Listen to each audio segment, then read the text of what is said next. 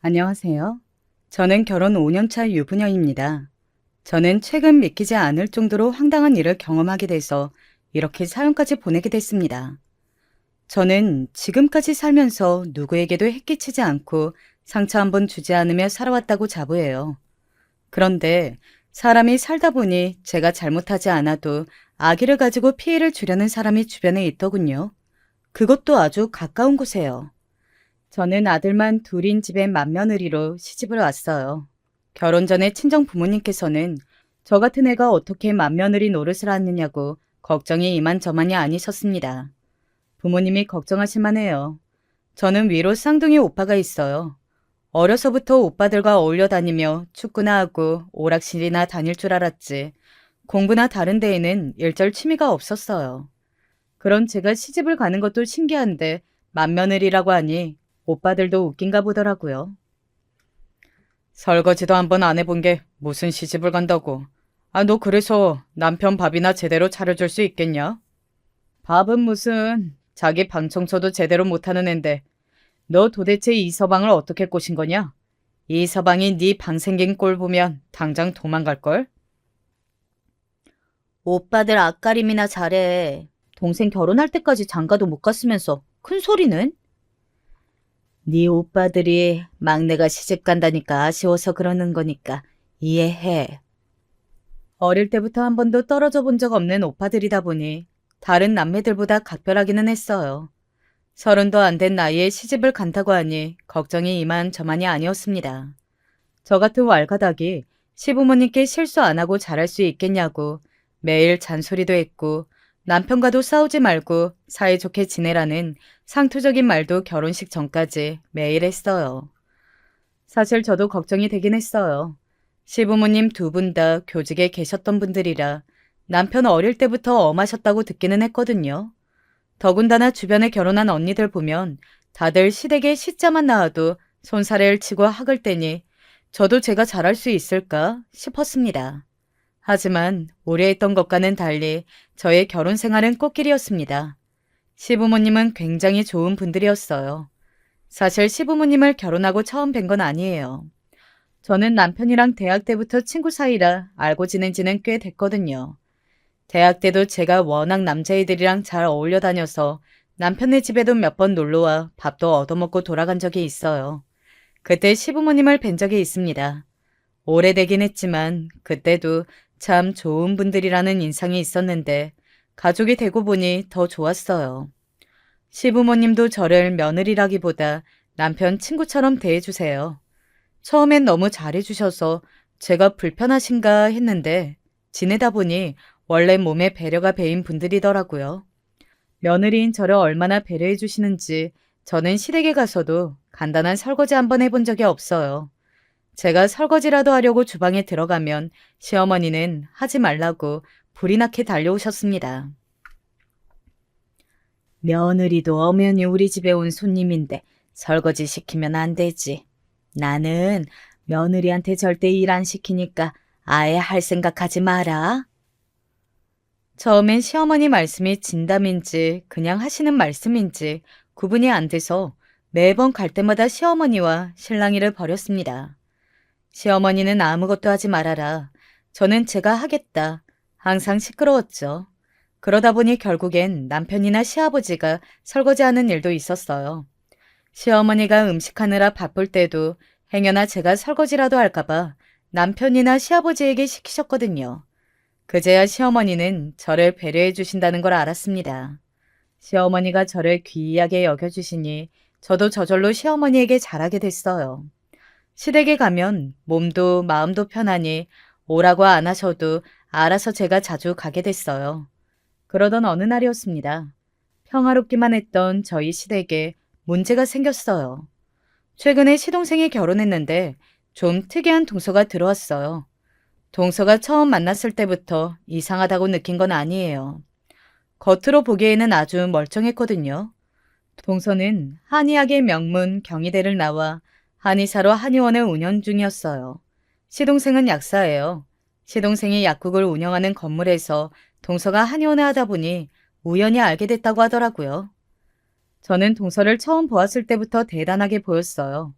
저는 사실 서울 근교의 대학을 간신히 졸업하고 이름도 없는 작은 중소기업에서 일하거든요. 동서가 한의사라는 말을 들었을 때 저도 모르게 위축이 되긴 했습니다. 동서를 처음 만난 건 상견례 자리였어요. 동서는 누가 봐도 부잣집 외동딸 분위기를 풍겼어요. 세탁소집 장녀인 저와는 많이 달라 보였죠. 거기다가 동서는 자존감이 높아 보였어요. 자기 직업에 대한 자긍심도 높고요. 제가 사실은 의대에 가고 싶었는데 고3 때 같은 반이었던 라이벌인 애가 한의학 대학을 간다고 해서 저도 따라간 거예요. 제가 항상 2등이었고 걔가 1등이었거든요. 동서 말이 중학교 때까지는 항상 1등만 했었는데 고등학교에 들어가서 라이벌이 생겼대요. 그 친구가 경희대 한의학과를 간다길래 본인도 거기에 썼답니다. 저는 궁금해서 왜 그랬냐고 물었어요. 잘못하면 그 친구만 붙을 수도 있는데 불안하지 않았냐고요. 그런데 동서 말이 의외였습니다. 대학에 가서는 어떻게든 걔 이기고 제가 1등 하려고요. 동서의 말에 가족들 모두가 놀랐습니다. 남편은 아무리 그래도 승부욕 때문에 진로를 바꾸냐고 이해가 안 간다고 했지만 저는 동서가 멋있어 보였어요. 저 정도 열정은 있어야 한의사가 되구나 싶어서요. 그런데 상견례 자리에서 동서의 친정 부모님을 뵙고 나니 동서의 자신감이 어디서 나오는지 알겠더군요. 바로 부모님이었어요. 동서 친정 부모님이 동서에 대한 사랑이 넘치시더라고요. 우리 딸은 제가 낳긴 했지만 정말 대단해요. 이것 좀 보세요. 어릴 때부터 피아노 대회든 태권도 대회든 나가기만 하면 상을 싹쓸이 했다니까요. 동서 친정 부모님은 상견례 자리에 앨범을 가지고 나오셨더라고요. 동서가 어릴 때부터 나간 대회마다 수상한 사진이며 상장을 다 스크랩한 앨범을요. 일일이 하나하나 다 보여주시며 설명해 주셨습니다. 다재다능한 것도 대단한데 우리 딸내미는 인물도 어디 나가도 안 빠져서 어릴 때부터 데리고 나가면 연예인 시키라고 다들 난리였다니까요. 맞아요. 지금도 선 한번 보게 해달라고 주변 사람들이 아주 줄을 섰어요. 상견례 내내 입이 마르도록 딸내미 칭찬만 하시는 통에 결혼식 날짜도 못 정하고 헤어질 뻔했습니다. 그때까지만 해도 저는 동서가 부모님 사랑 듬뿍 받고 자란 똑부러진 사람이라고 생각했어요. 그래서 가족으로 지내다 보면 저도 그런 자신감은 배워야겠다 싶었죠.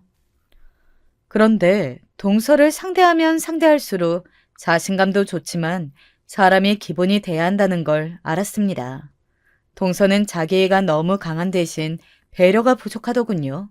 한 번은 이런 적이 있었어요. 사실 동서가 운영하는 한의원과 시동생이 운영하는 약국이 있는 건물이 시부모님이 갖고 계신 건물이에요. 시할아버지 때부터 갖고 계시던 상가를 새로 지어서 올린 건물이었죠. 그래서 건물 안에 병원이나 가게들이 오래된 곳들이 많아요. 1층에 있는 순댓국집은 옛날 상가 시절부터 있었던 식당이에요. 지금 순댓국집 사장님이 2대째이시고 사장님 아버님이 시할아버님과 친구 사이로 각별했다고 하더라고요. 그런데 그런 사장님에게 동서가 큰 실수를 저질렀습니다. 순댓국집 바로 위층이 동선의 한의원이에요. 한의원에 오는 손님 중 몇 명이 아래층에서 나는 돼지 냄새가 역하다고 했나 봐요. 동서가 시댁에 와서도 그 이야기를 몇 번 하기는 했어요. 건물에 어울리지도 않고 1층에 들어오자마자 있어서 음식 냄새가 건물 전체에 진동한다고요. 아버님, 그 1층에 순댓국집 오래됐는데 그만 내보내는 거 어때요? 건물에 온통 다 병원이랑 약국뿐인데 1층에 식당이 있는 건 좀 지저분하잖아요. 차라리 커피숍이나 이 사람이 약국이 1층으로 가는 게 매출에도 훨씬 더 도움이 될 것 같은데. 동서의 말에 순간 정적이 흘렀습니다. 동서야 그 건물이 시부모님에게 어떤 의미가 있는지 잘 몰라서 하는 이야기였지만 다른 가족들은 다 알다 보니 말을 아꼈죠. 그때 시아버지가 좋은 말로 동서를 타일렀습니다. 바로 위층이 세약인의 한의원이라 힘들 수도 있겠지만 환자들한테 양해 구하고 할 수 없는 일이라고 이야기해. 그 가게 우리 아버지 살아 계셨을 때부터 있던 가게야. 지금 사장님 아버지 때부터 가깝게 지내던 막연한 사이고 그 가게는 나 죽을 때까지 그 자리에 있을 거니까 앞으로 그 이야기는 그만하자. 시아버지처럼 자상한 분이 그 정도로 이야기했으니 동서도 당연히 알아들었을 줄 알았어요. 그런데 동서는 저와 따로 차를 마시는 자리에서도 순댓국집 이야기를 계속했습니다. 시아버지처럼 돈도 많고 배우실 만큼 배우신 분이 왜 그런 고루한 생각을 하는지 모르겠다면서 투덜거리더군요. 저는 가만히 있으려다가 아무래도 손윗 사람으로서 그냥 듣기가 뭐해 한마디 했습니다. 동서 말도 무슨 소리인지는 아는데 아버님이 그런 생각 없다고 하시잖아. 그럼 끝난 거지. 뭘 그렇게 투덜거려. 괜히 어머니라도 들으시면 큰일이니까 그만 이야기해. 저는 동서가 걱정돼서 한 이야기인데 동서는 제 말을 듣자마자 인상이 확 변하더군요. 그러더니 저에게 이상한 질문을 했어요. 형님은 이 집 며느리로서 할 도리가 뭐라고 생각하세요? 저는 뜬금없이 무슨 소리냐고 며느리로서 시부모님께 잘하고 가정 잘 꾸려나가면 되는 거 아니냐고 했습니다. 그러자 동서가 제 말에 콧방귀를 피식 뀌더군요.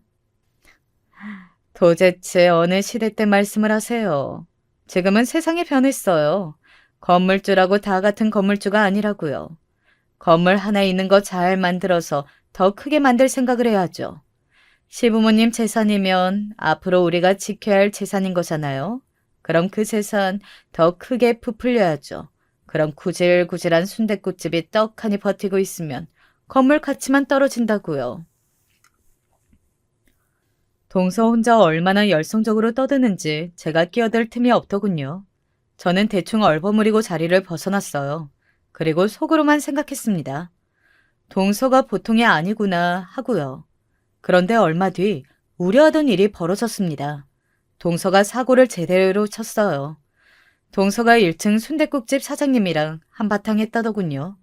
동서가 간호사들을 시켜서 순댓국 사장님께 건물 전체에 돼지 냄새가 너무 심하니 환자가 많은 시간을 피해서 육수를 미리 끓이라고 했대요.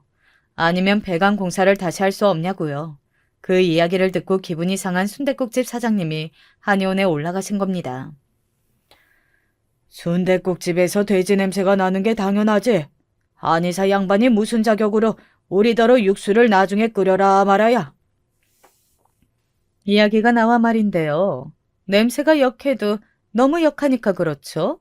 고기를 얼마나 나쁜 걸 쓰면 그런 냄새가 나요? 뭐야? 젊은 양반이 못하는 소리가 없네. 우리 순댓국 이 동네 사람이면 다 아는 맛집이거든. 이 자리에서만 2대째 하고 있다고.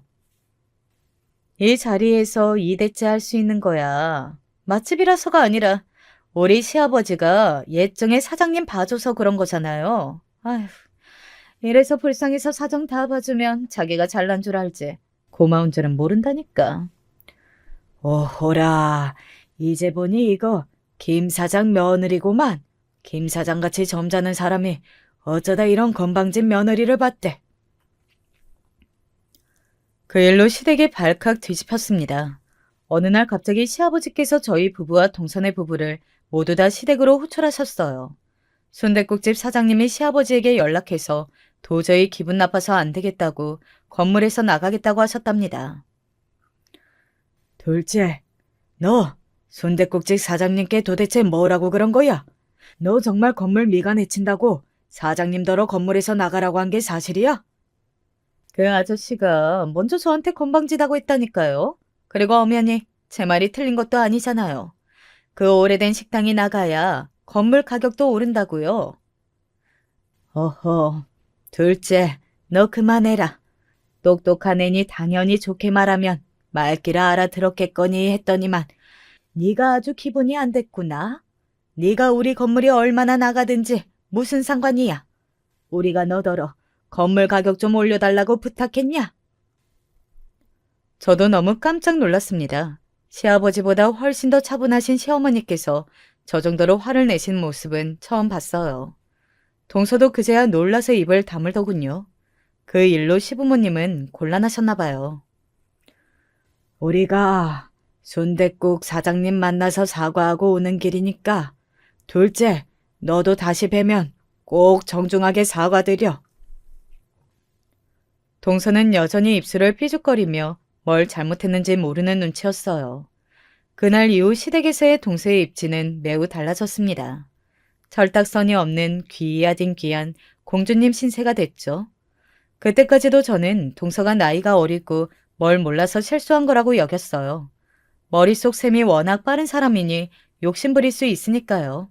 더군다나 제가 순댓국 사장님이랑 다투던 모습을 직접 본 것도 아니니 마음대로 판단하지 말자 싶었습니다. 그런데 동서는 생각보다 훨씬 더 개념이 없더군요.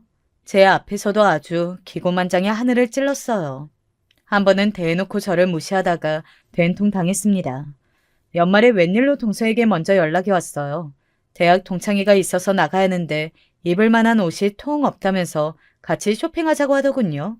시어머니도 같이요.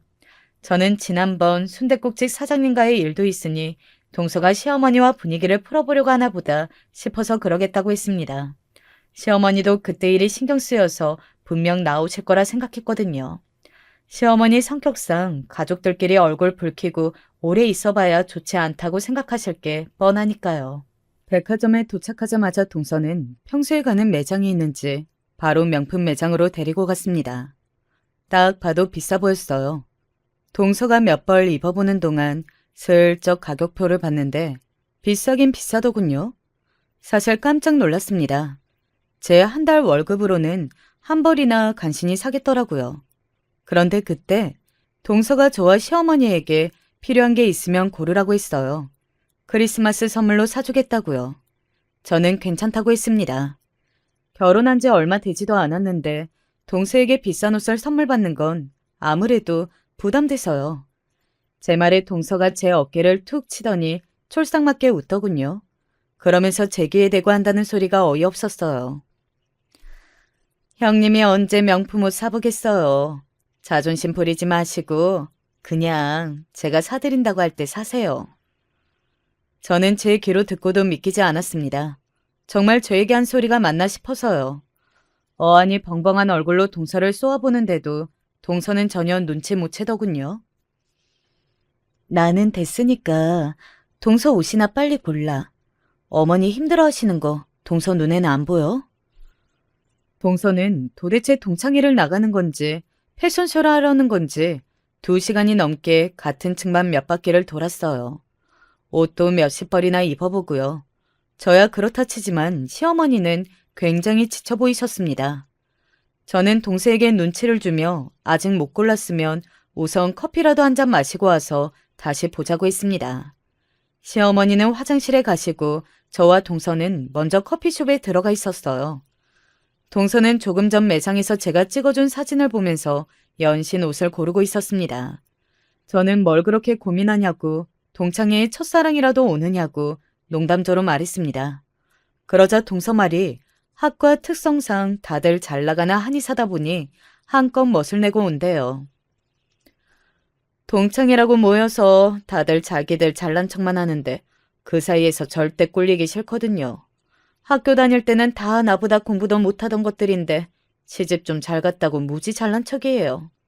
안 그래도 최근에 제가 결혼해서 엄청들 궁금해할 거예요.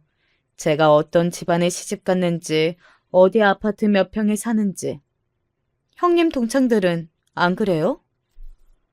저는 동창회를 잘 나가지도 않지만 친구들을 만나도 서로 어떻게 사는지 뭘 하는지도 잘 안 물어본다고 했습니다.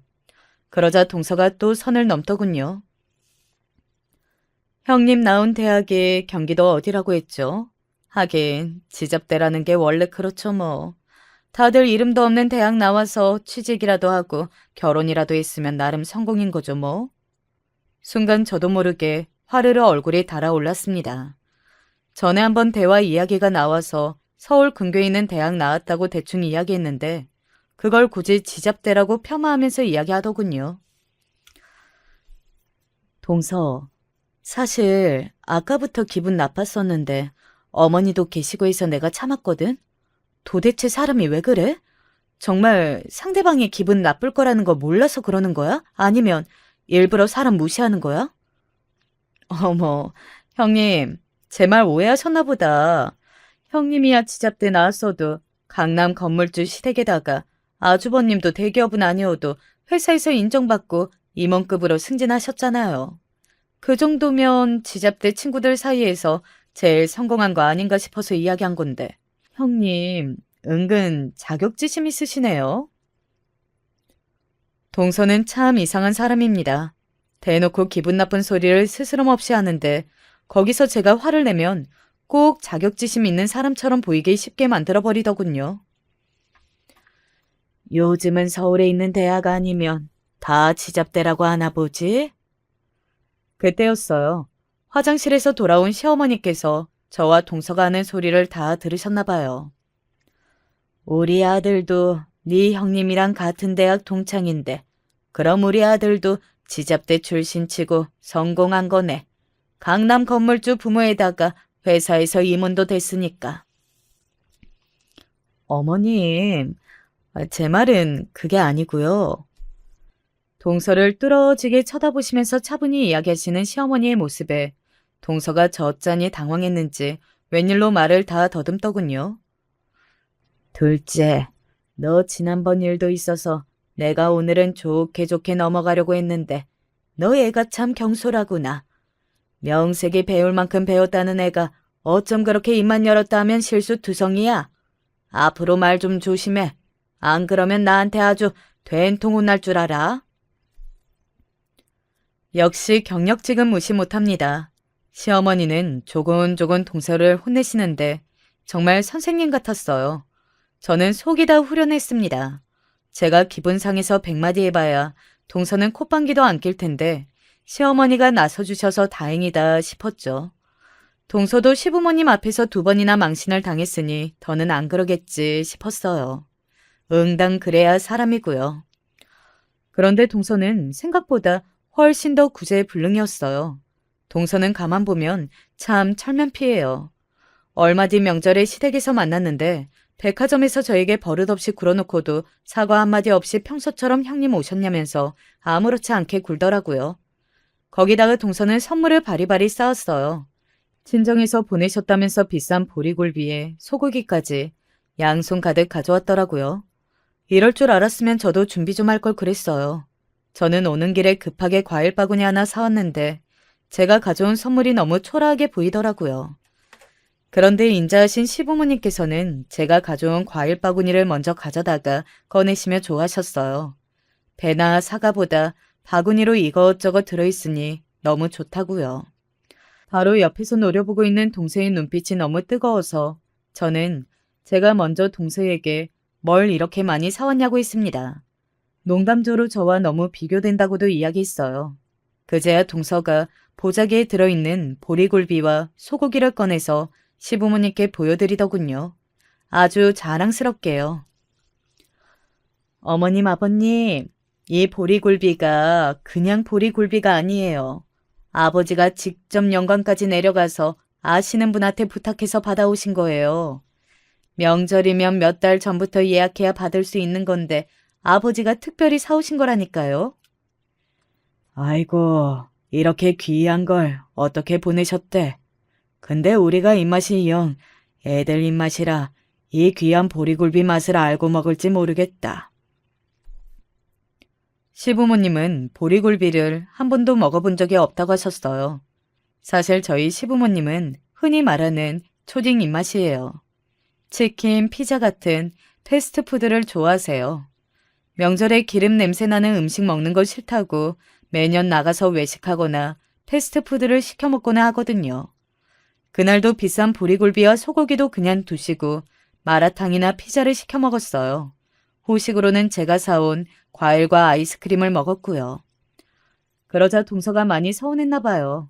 명절 당일 아침엔 본인이 직접 보리굴비와 소고기를 꺼내서 굽더군요. 가만 보면 동서도 대단해요. 공부도 라이벌한테 지기 싫어서 열심히 했다더니 시부모님한테까지 예쁨을 독차지하고 싶어서 부단히 노력했습니다. 동서 덕분에 아침부터 보리굴비와 소고기를 배부르게 먹었어요. 그런데 아침을 먹고 시부모님이 하신 말이 화근이 됐습니다.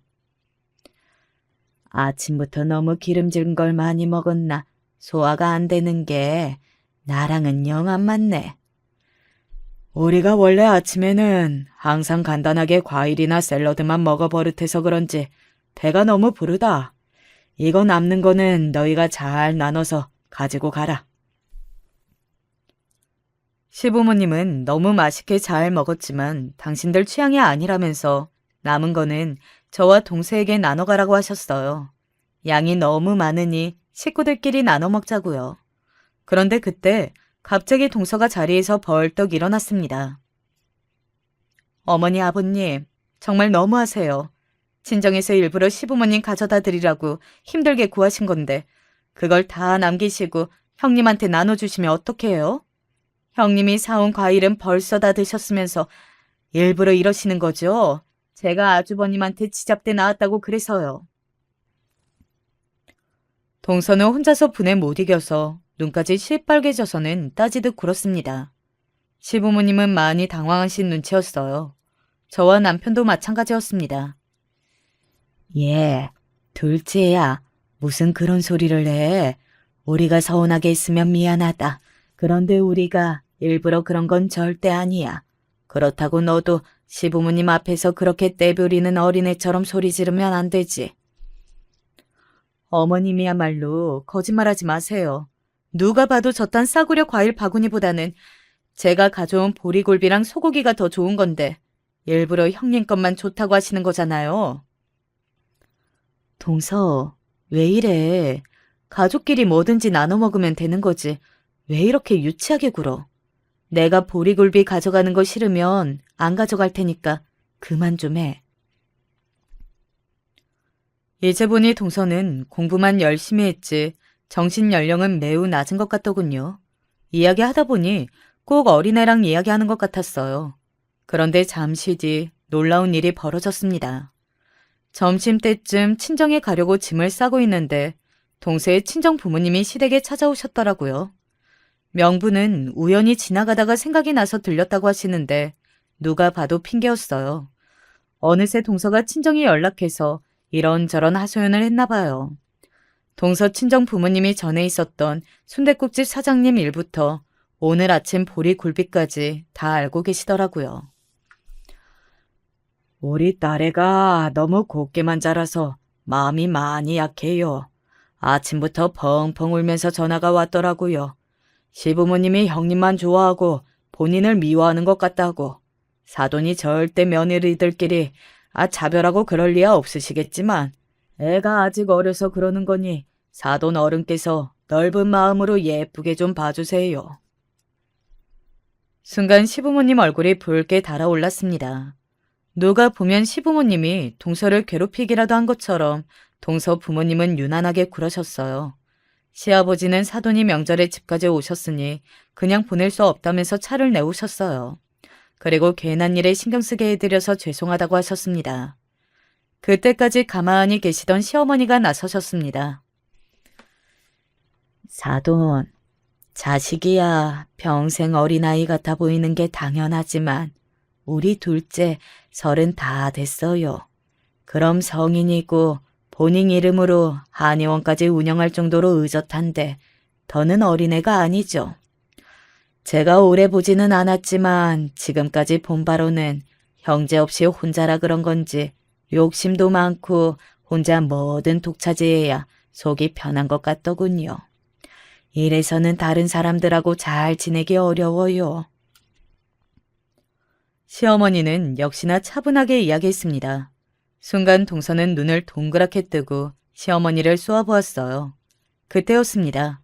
손을 부르르 떨고 있던 동서 친정엄마가 언성을 높였어요. 어머, 안사돈 말 되게 이상하게 하시네요. 젊어서 선생이셨다더니 사돈이 무슨 우리 딸 담임인 줄 아세요? 우리 애가 나가서 사회생활을 얼마나 잘하는데 그런 소리를 해요? 여보, 그만해. 사돈, 죄송합니다. 오늘은 저희가 우선 돌아가고 다음에 다시 뵙기로 해요. 양가 아버지들은 급하게 어머니들을 말렸습니다. 이러다가 자식 문제가 큰 싸움으로 번질 것 같아서요. 동서 친정 부모님은 곧장 동서와 시동생을 데리고 친정으로 갔습니다. 그날 이후로 동서의 철없는 행동이 나아지겠지 싶었는데 전혀 아니었습니다. 오히려 더 심해졌다면 더 심해졌어요. 자꾸 유치하게 저와 비교하면서 시어머니에게 저와 자신을 차별한다는 소리를 툭하면 했어요. 같이 있다가 시어머니께서 저에게 밥그릇이라도 먼저 주는 날엔 이거 보라고 하지를 않나 제 앞에 고기 반찬이라도 가깝게 있으면 아주 난리가 났습니다. 저까지도 민망하게요. 한 번은 시어머니께서 저에게 심부름을 하나 시키셨어요. 시부모님 건물에 한 세입자가 들어와서 계약서를 써야 하는데 마침 그날 시부모님 두 분이 여행을 가셔서 저에게 시부모님 건물에 있는 부동산의 도장 먼저 가져다 주라고 하시더라고요. 여행 갔다 와서 확인하신다고요. 저는 별일 아니니 제가 먼저 부동산의 도장을 가져다 줬습니다. 그런데 부동산에 들렸다가 나오는데 동서를 만난 거예요. 상황 이야기를 했더니 동서는 표정이 확 변하더니 기분 나빠 있어요. 이래서 제가 시어머니가 형님이랑 나랑 차별한다는 거예요. 뻔히 제가 형님보다 더 똑똑하고 부동산이랑 같은 건물에 있는데도 이런 일은 형님한테만 시키시잖아요. 아직 저를 못 믿어 하신다니까요. 동서는 어머님이 하신 말씀이셨어? 동서는 다 좋은데 말 좀 가려서 하라니까. 동서는 일하고 나는 오늘 쉬니까 나한테 이야기하신 거겠지. 원래 사랑받는 쪽은 모르는 거예요. 차별받는 쪽은 느낌으로 다 안다고요. 암튼 나중에 재산 나눠주실 때도 이렇게 차별하시면 저 절대 가만 안 있을 거예요. 동서 진짜 웃긴다. 시부모님이 언제 우리한테 재산 주신다고 그랬어? 설마 이 건물 노리고 그러는 거면 진짜 소름이다. 역시 있는 사람들이 더하네. 더해. 형님이야말로 착한 척 그만하세요. 형님도 시부모님이 재산이라도 있으니까 잘하시는 거면서? 동서는 정말 말이 안 통하는 사람이에요. 더 말해봐야 뭐 하겠어요. 동서는 항상 자기 멋대로 생각하는걸요. 저는 동서가 마음대로 생각하든지 말든지 신경 쓰지 않았습니다. 그런 사소한 것까지 신경 쓰면서 살기엔 제가 너무 바빴거든요. 사실 저와 남편은 결혼한 지 꽤 됐는데 아직 아이가 없었어요.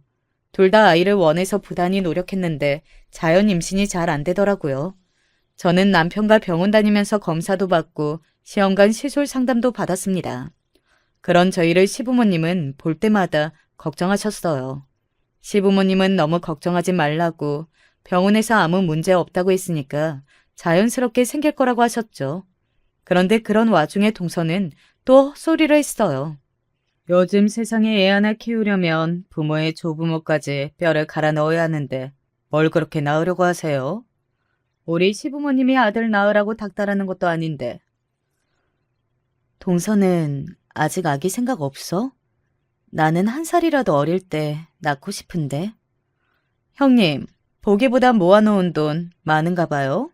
우리나라에서 애 하나 키우려면 몇 억씩이나 든다는데. 아이고, 우리 둘째 며느리 또 시작이네. 우리 집에 누가 있니? 자식이라고는 너희 둘뿐인데 낳기만 하면 우리가 다 키워줘야지. 형님네 아기만 키워주시고 나중에 제가 아기 낳았는데 나이 들어서 못 키워준다고 하시면 안 돼요. 자기는 또 무슨 말을 그렇게 해. 됐다 됐어. 우리 둘째 며느리 아기 낳아도 내가 다 키워줄 테니까 걱정하지 말아라. 저는 동서가 무슨 말만 하면 무서워요. 하도 이상한 소리를 잘하니까요. 그나마 시아버지가 좋게 좋게 받아주셔서 그날은 잘 넘어갔습니다. 그런데 얼마 뒤 저에게 좋은 소식이 생겼어요. 시험관 시술하려고 알아보던 중에 자연 임신이 됐어요. 저와 남편은 너무 좋아서 어쩔 줄 몰랐습니다. 더군다나 더 좋은 건 쌍둥이 낳으네요. 아무래도 저희 친정 쪽에 쌍둥이가 있다 보니 유전이 됐나 보더라고요. 제 임신 소식을 들으신 시부모님은 너무 좋아하셨어요. 임신한 저희 부부를 축하해 주시겠다고 제가 좋아하는 레스토랑에 예약까지 해주셨습니다. 오랜만에 가족들이 다 모여 식사를 했어요. 밥을 사주시는 것만으로도 감사한데 시부모님께서 저를 주신다고 깜짝 선물을 사오셨더라고요. 그것도 명품 가방을요. 저는 처음 가져본 명품 가방에 너무 기분이 좋았습니다. 우리 큰며느리 워낙에 검소해서 이런 가방 잘 안 드는 거 아는데 시아버지가 너무 축하해주고 싶은 마음에 골라봤다. 어떠니? 마음에 드니? 저는 너무 좋아서 어깨에도 걸어보고 손으로도 들어보기도 했습니다. 그리고 시부모님께 너무 마음에 든다고 했어요.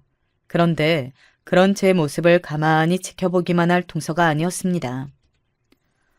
아버님, 요즘 젊은 사람들은 루이비통보다 샤넬이나 디올을 더 좋아해요. 나중에 제가 임신하면 꼭 샤넬로 사주세요. 동서의 철딱서니 없는 소리에도 시아버지는 허허 웃으시며 디올이든 샤넬이든 다 사줄 테니 임신만 하라고 했습니다. 그런데 그때 시어머니께서 그 모습이 마음에 안 드셨는지 한마디 하셨어요. 둘째 너는 옷방에 명품이 아주 잔뜩 있던데 가방은 또 무슨 가방이야. 그리고 너는 너희 남편한테 애 가질 생각 없다고 했다면서. 자기는 마마보이도 아니고 그걸 또 고세 엄마한테 가서 일러 바쳤어.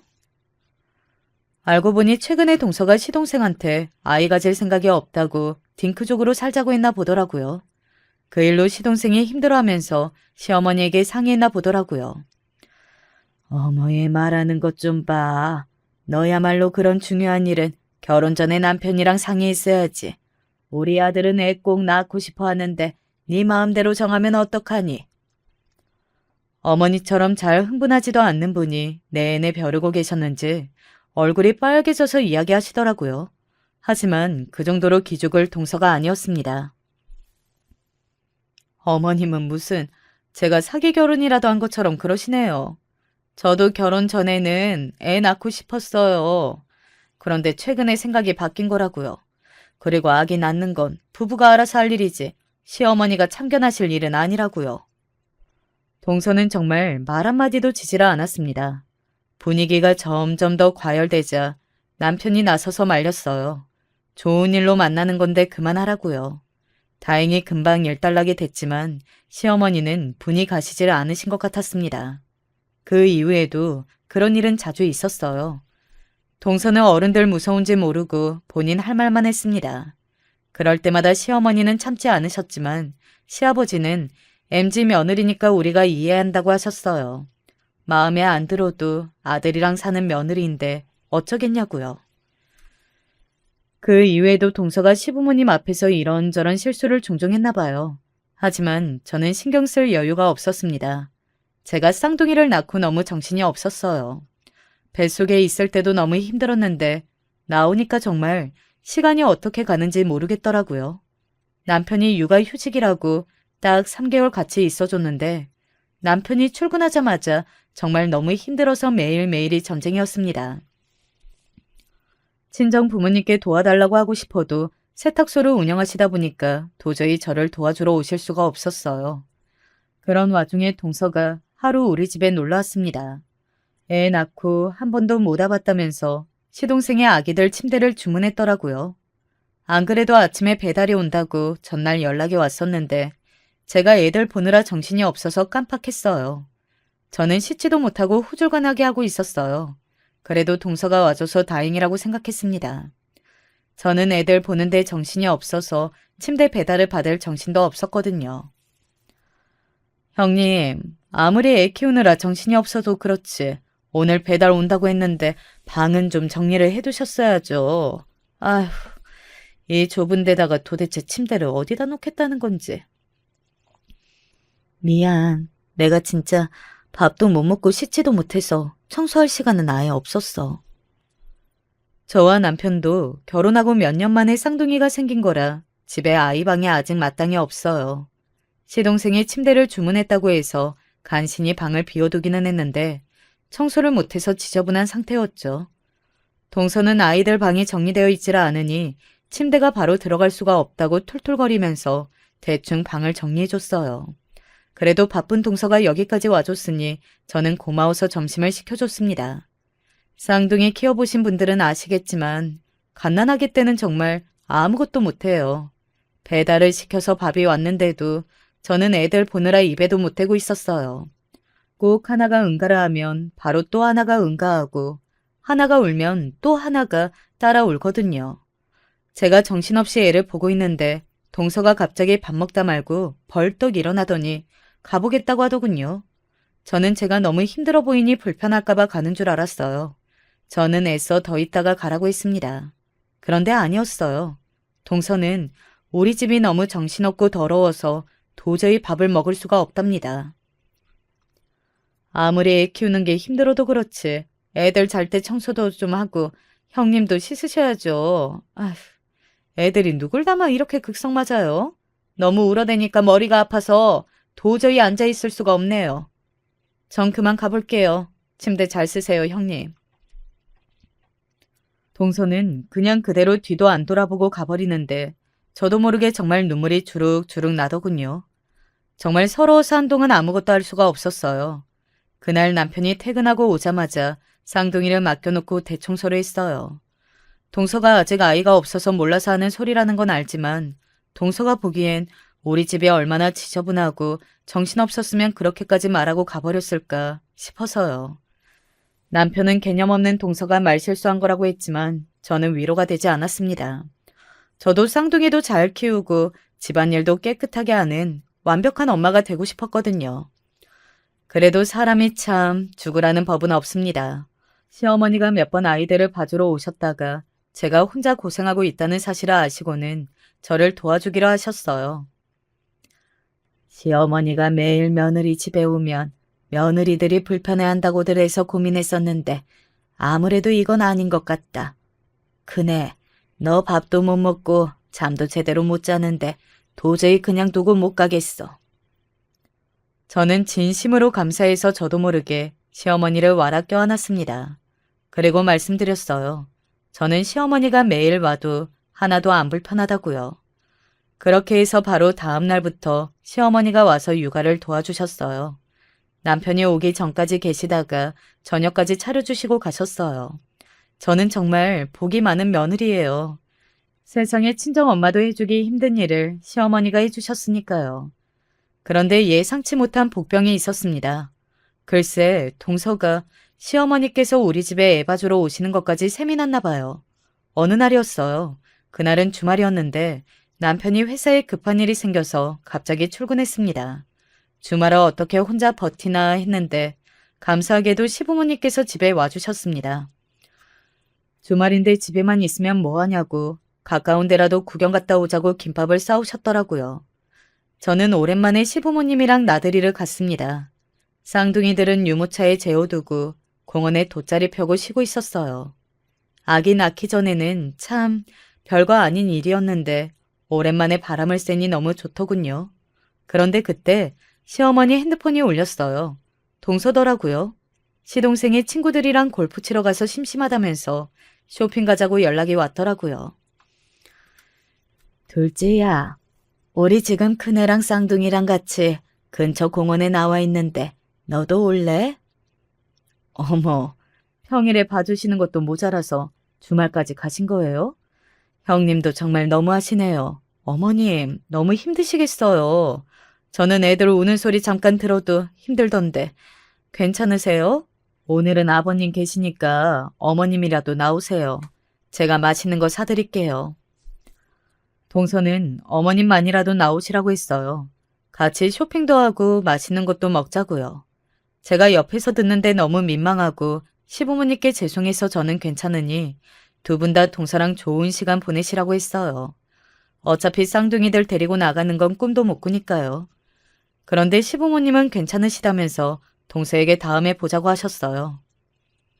둘째야, 네 마음은 고마운데 큰 며느리 고생하는 것 뻔히 다 알면서 한 식구끼리 우리가 어떻게 가겠어. 쇼핑은 다음에 가자. 둘째 너도 좋은 시간 보내렴. 시부모님은 동서의 제안을 거절하고 남편이 퇴근하고 올 때까지 저와 함께 있어 주셨어요. 저는 감사하면서도 너무 죄송했어요. 저녁이라도 사드리려고 했는데 저녁까지 시부모님이 사주시고 가셨습니다. 그런데 며칠 뒤 말도 안 되는 일이 벌어졌어요. 평일날 아침에 웬일로 동서가 집에 왔더라고요. 시어머니도 오기 전이었으니 이른 시간이었죠. 동서가 웬 박스를 들고 오더니 저를 생각해서 가져왔다고 하더라고요. 저번에 어머님께서 한 식구끼리 챙겨야 한다고 하시는데 제가 너무 죄송하더라고요. 명색이 동서가 한의사인데 제가 너무 무지했어요. 이거 산모들한테 좋은 것만 넣어서 만든 거예요. 요즘 보니까 형님 얼굴도 많이 붓는 것 같던데 다이어트 성분도 넣었으니까 잘 챙겨 드세요. 제가 특별히 신경 써서 만든 거니까. 웬일로 동서가 기특한 생각을 다 했더라고요. 안 그래도 쌍둥이 낳고 체력이 많이 떨어졌었는데 제 한약을 해왔더군요. 거기다가 다이어트까지 되는 약으로요. 고마워서 차라도 한 잔 내오려고 하는데 그 자리에서 동서가 한약을 하나 꺼내서 주더라고요. 빈속에 먹어도 좋은 거라고요. 동서 성의가 있으니 바로 먹으려고 받아들였습니다. 한약을 한 입 꿀꺽 삼키려는데 그때였어요. 현관문이 열리는 소리가 급하게 들리더니 시어머니가 달려 들어오셨어요. 안 돼. 며느라. 빨리 토해내 당장. 시어머니가 제게 돌진해 달려오시더니 제 손에 들려있던 한약을 뺏어서 던져버리셨어요.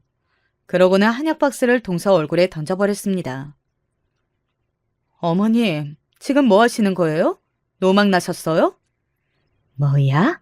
너야말로 정말 정신이 나갔니? 어떻게 한의사라는 애가 이딴 짓을 해? 그 점잖은 시어머니께서 동서의 머리끄덩이를 잡고 흔드셨습니다. 저는 도대체 무슨 일인가 싶었죠. 그런데 알고 보니 정말 기가 막혔어요.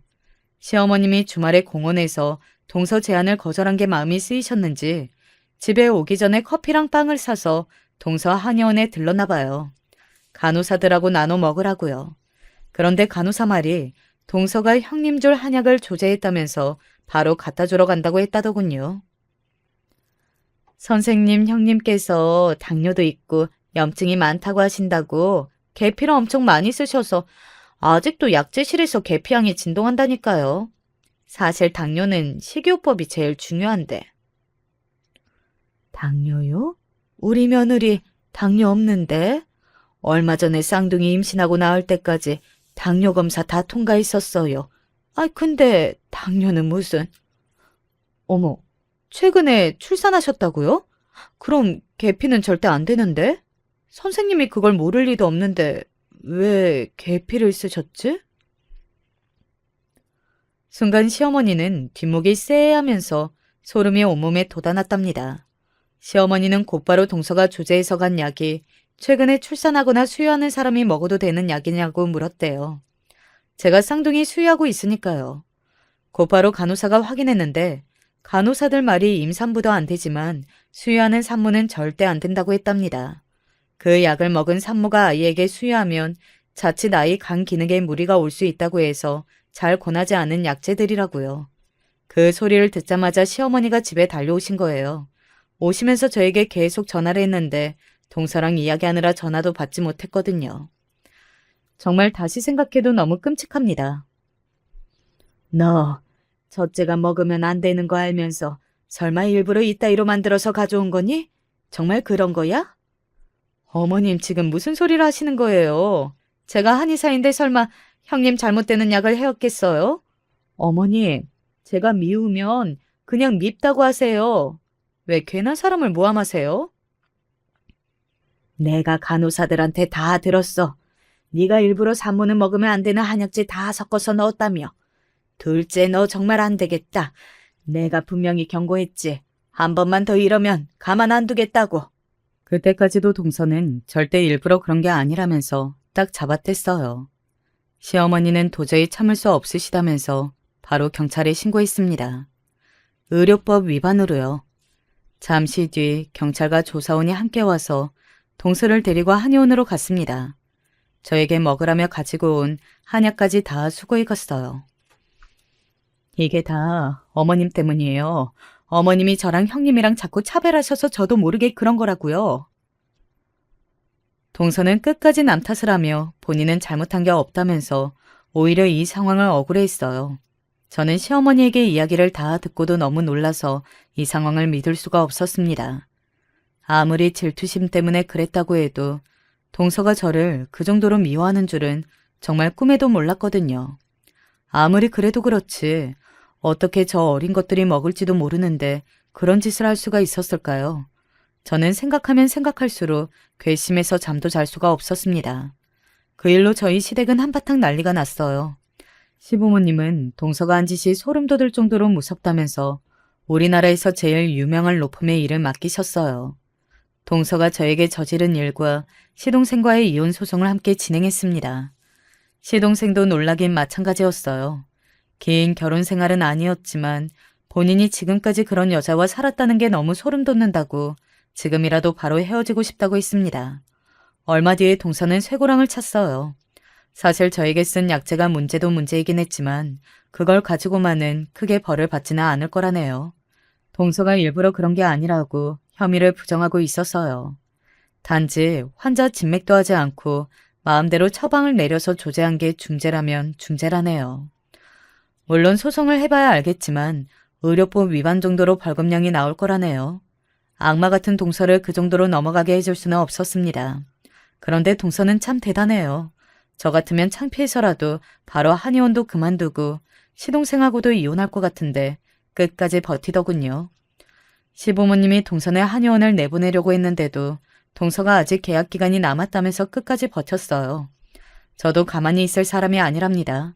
제 일을 알게 된 저희 쌍둥이 오빠들이 화가 나서 동서가 제게 저지른 일을 동서네 한의원 근처의 맘카페에 싹 소문냈어요. 동서는 하나만 알고 둘은 몰랐습니다. 입소문이 이렇게 무섭다는 걸요. 결국은 동서네 한의원은 한 달도 안 돼서 경영난으로 문을 닫았습니다. 가족에게도 위험한 한약을 먹인 한의사에게 누가 진료받고 싶겠어요. 동서는 근무하던 간호사들 월급도 안 주고 문을 닫아버려서 간호사들에게까지 소송에 걸렸다네요. 물론 동서네 잘난 친정 부모님이 다 알아서 해결해 주겠지만 그래도 제 억울한 마음이 조금은 풀리는 것 같았습니다. 그 일 이후로 시부모님은 저에게 계속 미안해하세요. 시동생도 마찬가지고요. 하지만 저는 그렇게 생각하지 않습니다. 오히려 시부모님이 계셔서 지금까지 있었던 힘든 일들을 다 위로받고 극복하면서 살 수 있었으니까요. 저는 오히려 시부모님께 고마웠습니다. 얼마 전에 동서와 시동생이 이혼 확정이 나서 시댁 식구들과 쌍둥이와 함께 이혼 파티를 했어요. 저희는 함께 위기를 겪고 나니 더 끈끈해졌습니다. 지금은 식구들 모두 아주 잘 지내고 있어요. 여전히 시부모님과 함께 쌍둥이를 키우면서요. 지금까지 저의 이야기를 들어주셔서 감사합니다. 여러분의 가정에는 항상 좋은 일만 있으시길 바라겠습니다. 안녕하세요. 저는 60대 여성입니다. 요즘 들어 심심해서 사연 유튜브 보고 있는데 저도 참 기구하게 살아온 인생이라 제 이야기도 한번 들려드려보고 싶었어요. 전 어렵게 태어났고 어렵게 살아온 사람입니다. 보통 사람들이 제 인생을 들으면 정말 기구하구나 하면서 동정의 눈길을 보낼 정도로 말이죠. 워낙 가난한 집에서 태어났고 힘들게 컸어요. 저희 집은 시골이었고 무려 9남매가 태어났습니다. 하지만 위생이라든가 여러 가지 형편이 좋지 않아 남매들 중 5명이 죽어버렸죠. 그것도 아주 어린 시절에 죽었어요. 그 시절 시골에서 가난한 집에서는 출산 직후 아이의 관리가 제대로 되지 않는 경우가 많았기에 그렇게 영유아기의 아이들이 죽는 일이 흔했답니다. 워낙 시골이라 병원에 가는 건 꿈도 못 꿨으니까요. 그래서 정말 힘들게 커왔어요. 항상 부모님 일을 도와 밭에 나가 일을 해야 했고 학교는 다니긴 했지만 빠지는 날이 더 많았죠. 걸어서 2시간이 걸려야 간신히 등교가 가능했기 때문에 학교에 나가느니 집에서 일이나 하라고 부모님이 가지 못하게 하는 경우도 있었거든요. 비가 오거나 하면 학교에 못 가는 건 너무 당연했고요. 그래서 저는 중졸이에요. 중학교까지만 보내달라고 부모님께 조를 수 있었거든요. 고등학교는 정말 꿈도 꾸지 못했어요. 다른 친구들은 그래도 같은 동네라도 고등학교까지는 가는 친구들이 있었는데 그런 친구들이 정말 부러웠어요. 하지만 저희 집 사정상 우리 4남매를 전부 학교에 보낸다는 건 말이 안 됐죠. 그래서 저희는 남동생들 2만 학교에 진학했고 저희 나머지 2 자매는 그냥 중학교까지만 갔어요. 그래도 그나마 글이라도 떼서 다행이긴 했죠.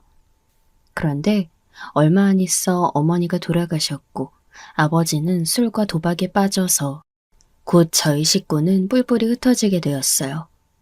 아직 어렸던 동생들은 모두 친척집에 맡겨졌지만 저는 이미 10대 후반이었기 때문에 어느 친척집에서도 저를 머무르라고 해주지 않았죠. 전 서러웠지만 별 수 없이 도시로 나올 수밖에 없었어요. 그래도 다른 친척 한 분이 도시에서 공장 일을 알아봐 주셔서 그 일을 하려고 시골을 벗어나 밖으로 나왔죠. 그런데 생각보다 도시 생활은 적응이 빨랐어요. 저도 어렸기 때문에 예상보다 도시의 복잡함이 싫지 않더라고요. 그래도 공장이 서울에 있었기 때문에 사람도 많았고 번화가도 근처에 있었어요. 사실 저는 부모님 댁에 살 때도 동생들과 사이가 안 좋았고 부모님도 언제나 저를 혼내기만 했거든요. 그래서 혼자 살기 시작한 생활이 싫지 않았어요. 공장에 성실히 다니니 그래도 돈은 조금씩이라도 벌 수 있었고 기숙사 생활을 했기 때문에 그래도 돈은 조금씩 모였죠. 어려운 생활이었고 전 어린 아이였지만 그래도 공장 사장님이나 주변 분들이 좋은 분들이 많이 계셔서 살아날 수가 있었어요. 공장에서 저는 같은 기숙사에 사는 동료 직원과 만나 연애하고 결혼을 했어요. 사실 연애하면서 결혼까지 할 생각은 없었는데 아이가 들어서 버려서 결혼을 급하게 서두르게 됐죠. 제 남편은 그리 좋은 사람은 아니었어요. 전 그래도 부모님 슬하에서 컸지만 남편은 부모님이 없던 고아 출신이었죠. 그래서 시집살이라든가 그런 부분은 피할 수 있었는데 그만큼 남편이 가정생활에 대해 모르는 것이 많았어요. 결혼 후에도 남편은 계속해서 혼자 살 때처럼 살려들었고 전 그 때문에 많은 고통을 받았죠. 남편은 술을 참 좋아했는데 결혼 후에는 그래도 집에 사람이 있으니까 들어와서 같이 있는 게 당연하잖아요. 특히 신혼 땐 말이죠. 하지만 남편은 그런 게 전혀 없었어요. 오늘도 술 마시고 들어온다고요? 알잖아. 우리 팀 다들 술 마시는 거 좋아해. 아니, 그래도 일주일 내내 술 마셨는데 오늘은 일찍 들어오면 안 돼요? 내가 왜? 나랑 저녁 좀 먹어요. 나 혼자서 밥 먹으면 너무 외롭단 말이에요. 아니, 당신 원래도 계속 혼자 밥 먹었을 거 아니야. 왜 갑자기 외롭대? 결혼했잖아요. 나 남편 있는데 왜 혼자 먹어야 해요? 못 먹을 건 또 뭐야? 결혼이 뭐라고 내가 술 먹는 걸 줄여야 돼? 남편은 이렇게 아예 이해를 못했어요. 결혼했다고 해서 자기가 행동에 제약을 받아야 한다는 사실 자체를 몰랐죠. 가정을 이룬다는 것도 생각지 않았고 그저 자기가 원래 살던 대로 살고 싶다고 했어요. 만약 제가 임신하지 않았다면 절대 결혼하지 않았을 사람이기도 했죠. 그래서 저는 결혼 후에도 마치 혼자 살 때처럼 살았어요. 아침에 일어나도 남편은 새벽에 나가서 없었고 제가 일어나서 아침을 차려주려 해도 거부했죠. 남편은 새벽에 나가 반주를 곁들이면서 공장 식당에서 아침밥 먹는 걸 좋아했거든요. 집에서는 제가 뭐라고 잔소리를 하니까 그조차도 듣기 싫었던 거예요. 공장에서는 기숙사에 사는 사람들을 위해 새벽부터 식당을 열어줬으니까요. 저희는 당시 결혼해서 기숙사에서 나와 월세집으로 들어간 상태였고요. 밤엔 당연히 밤 늦게까지 술을 마시다 들어왔죠. 지금 생각하면 이미 남편은 알코올 중독이 아니었나 싶어요. 아주 젊은 나이였는데도 말이죠. 술을 마시면 거의 필름이 끊어진 채로 밤거리를 헤매다가 들어오는 일도 잦았고 술을 줄이라는 말은 전혀 듣지도 않았어요. 그렇게 몇 달이 지난 다음 저는 저희 아들을 낳았는데 심지어 제가 아들 낳는 그 날에도 집에 들어오지 않았어요. 정말 원망스러웠죠. 내가 이러려고 결혼했나? 난 부모 복도 없고 남편 복도 없구나 싶었고요. 하지만 그래도 아이가 태어나니까 사라지더군요. 처음으로 아이를 출산하고 나니 마치 그 아이가 제게 주어진 유일한 존재 같았어요. 아이의 살이 곧 제 살인 것 같았고 아이의 목숨이 제 것보다 앞섰고요. 얼마나 아들의 존재가 감사했는지 몰라요. 아들을 보고 있으면 남편이 집에 들어오든 말든 상관하지 않았어요. 남편보다 아들이 비교할 수 없을 정도로 소중한 존재였으니까요. 아들 키우는 동안은 그 재미에 생활이 어떻게 흘러가는지도 몰랐어요. 저는 공장을 그만두고 남편한테 생활비를 받아 쓰기로 했죠. 그래도 남편은 아이가 태어나고 나니 돈은 제대로 가져와야겠다는 생각이 들었는지 돈은 꼬박꼬박 가져왔어요. 그래서 저는 집에서 머물면서 아이를 제대로 기를 수 있었죠. 아들은 무럭무럭 자라났어요. 남편은 여전히 술을 마시고 다녔지만 그 부분은 애초에 제가 포기했기 때문에 싸울 일도 없었죠. 그래도 아이가 태어나고 자라면서 남편은 간혹 일찍 들어와 아이를 데리고 놀기도 했어요. 조금이라도 가정이란 것에 대한 의미를 깨닫는 눈치였죠. 저하고는 그 사이에 점점 사이가 벌어져 굉장히 대면대면해지긴 했지만요. 그러던 어느 날이었어요. 아이가 6살쯤 되었을 시기였죠. 그때 저희는 단독으로 된 1층 아주 작은 집에 살고 있었어요. 슬레이트 지붕을 인 낡고 낡은 집이었죠. 하지만 그래도 돈을 모아 처음으로 자가로 산 집이어서 애착이 무척 컸어요. 그날 남편은 일하러 나갔고 전 집에서 일하고 있었어요. 아이가 먹을 식사를 만들고 있었죠. 지금도 기억나네요. 한쪽 가스레인지에서는 밥을 하고 한쪽에선 국을 끓이고 있었어요. 슴슴한 된장국이었죠. 아이는 마루에서 놀고 있었고요. 그런데 그날따라 은행에 가서 돈을 넣고 와야 하는 일이 있는데 까맣게 잊고 있었던 거예요. 어머나, 내 정신 좀 봐. 전 아이한테 마루에서 꼭 놀고 있으라고 당부하고 얼른 바깥으로 나왔어요. 당시에는 폰뱅킹이니 인터넷 뱅킹이니 그런 건 아예 없던 시절이라 꼭 은행에 가야만 모든 금융 일처리가 가능했잖아요. 그래서 더 급하게 나갈 수밖에 없었죠. 돈을 넣지 않으면 가상금도 붙고 하니까요. 그래서 그렇게 급하게 나오느라 문단속하는 걸 잊고 나온 거예요. 아니, 사실 그 시절에는 대문도 막 열어놓고 다니던 시절이라 그렇게까지 문단속에 철저하지도 않았거든요. 그 낡은 집에 뭐 훔쳐갈 게 있다고 들어가겠어요? 돈 한 푼 없는데요. 그래서 저는 그냥 뛰쳐나와 은행으로 갔고 간신히 시간 내에 업무할 수 있었어요. 그러고 나서 집으로 돌아갔죠. 그런데 집에 도착하니까 아이 소리가 안 났어요. 전 집에 들어갔는데 여전히 가스레인지에서 국이 끓으면서 거의 타기 직전이라 연기가 나더군요. 전 급하게 불을 끄고 집을 여기저기 다녔지만 아이가 없었어요. 심장이 두근두근 뛰더군요. 누구나 자기 자식이 소중하잖아요. 그런데 잠시 나갔다 왔는데 아이가 없으니까 겨우 6살짜리 아이가 어딜 가겠어요. 전 급하게 동네로 뛰쳐나가 온 거리를 다니면서 아이 이름을 부르며 다녔지만 아이는 발견되지 않았죠. 아무리 목이 터져라 외쳐도 나타나지 않았어요. 정신 나간 채로 경찰서에 가서 아이가 없어졌다고 울면서 신고를 했죠. 제가 무슨 소리를 어떻게 했는지 저 자신도 기억 안 날 정도였어요. 남편의 공장에 전화해 또 아이가 없어졌다고 울었고 남편도 심각성을 깨달았는지 근무하다 말고 뛰어나왔죠. 우리는 저녁이 지나고 새벽이 밝도록 아이를 찾으며 다녔어요. 여기저기 안 가본 곳이 없죠. 그 동네는 산자락을 끼고 있는 산동네였기 때문에 수색도 골치 아팠어요. 우리 아들같이 작은 아이라면 어디에나 숨을 수 있었기 때문이었죠. 그렇게 아이를 잃어버린 채 사흘이 지났어요. 결국 경찰이 아이를 찾아냈죠.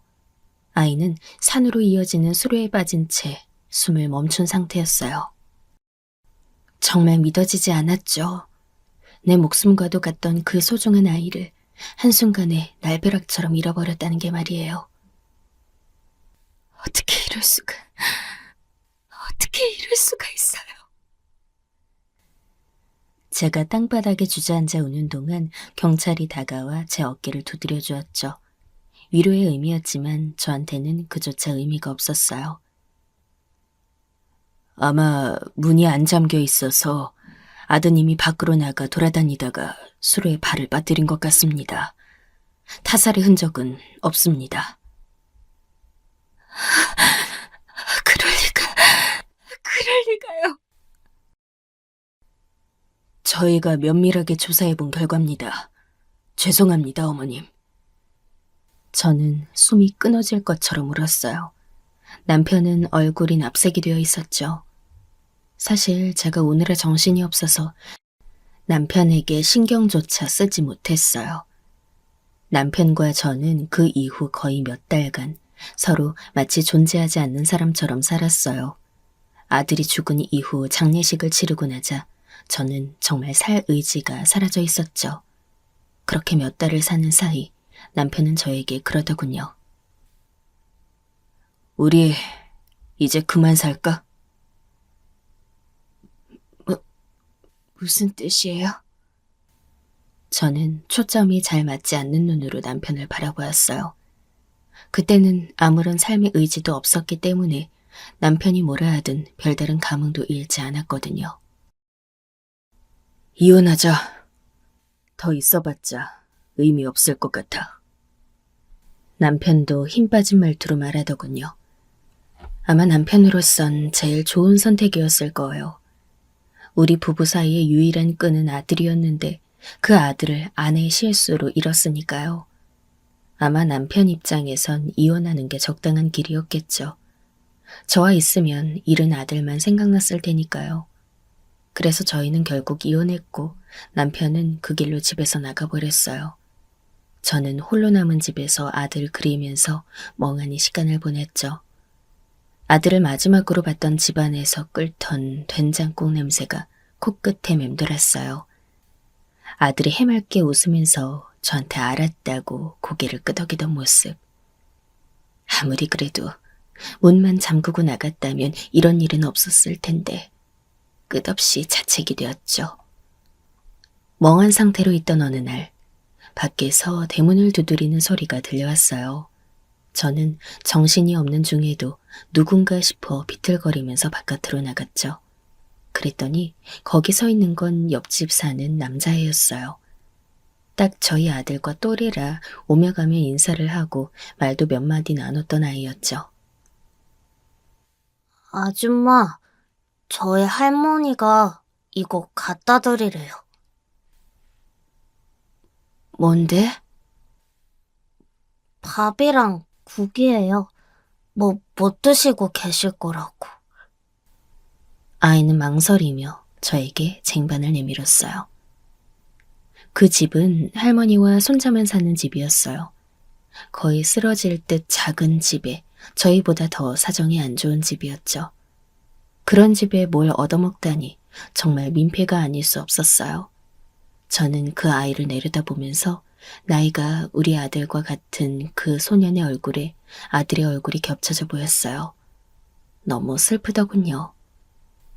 저는 아이 앞에 쪼그려 앉아 결국 울기 시작했어요. 아이는 당황해서 어쩔 줄 몰라 하다가 쟁반을 조심스레 옆에 놓고서 저를 위로하기 시작했죠.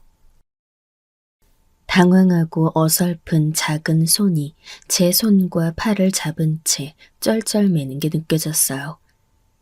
그 작은 손과 체온이 얼마나 고맙고 가슴이 찢어지도록 슬펐는지 몰라요. 저는 그 고사리 같은 손을 잡고서 아줌마 괜찮다고, 너무 걱정하지 말라고 반복적으로 말했죠. 그와 상관없이 울음은 그치지 않았지만요. 아줌마, 울지 마세요. 울지 마세요. 아이는 워낙 착한 애라 제가 울자 저도 같이 울기 시작하더군요. 저는 아이를 끌어안고 한도 끝도 없이 울었어요. 아들이 죽은 이후 너무 슬퍼서 제대로 눈물도 흘리지 못했는데 그날 정말 죽기 직전까지 울었던 것 같아요. 그 후 저는 아이의 손을 잡고 옆집으로 가서 그 집 할머니께 인사를 드렸어요. 할머님은 제가 너무 걱정되었다면서 손을 잡아주셨죠. 저는 가족과 연이 끊기고 모두 뿔뿔이 흩어진 상황이라 그 체온이 너무 감사했어요. 그 이후로 옆집에 자주 다니면서 그 집 일을 도와드리고 식사도 같이 했어요. 그런데 사정을 알고 보니 그 아이도 참 딱하더군요. 엄마 아빠가 아이를 버리다시피 하고서 떠나버린 상황이었어요. 할머니가 맡아서 여태까지 기르고 있는데 아이는 엄마 아빠가 언제 돌아올지 모르겠다면서도 기대하는 눈치였죠. 할머니 혼자 몸으로 아이를 기르니 얼마나 여유가 없으시겠어요.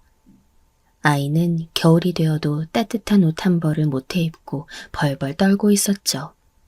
저는 그 아이가 너무 안쓰러워서 아무래도 제가 그 아이를 돌봐야겠다고 생각했어요.